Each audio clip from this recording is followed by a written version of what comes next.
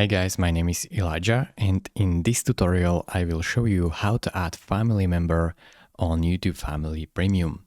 First, click on your profile picture in the top right corner and click on Purchases and Memberships.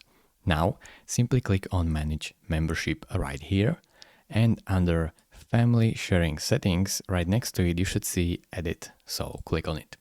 This will open up a new page, which is your family on Google.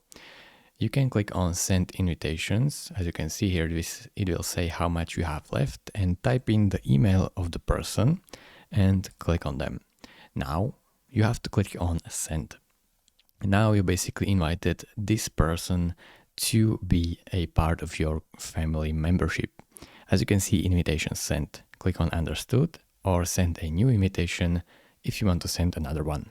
You should see how much invitations you have left right here. Thank you very much for watching. If this video was helpful to you, consider subscribing and liking this video, and I will see you in the next tutorial. Bye bye.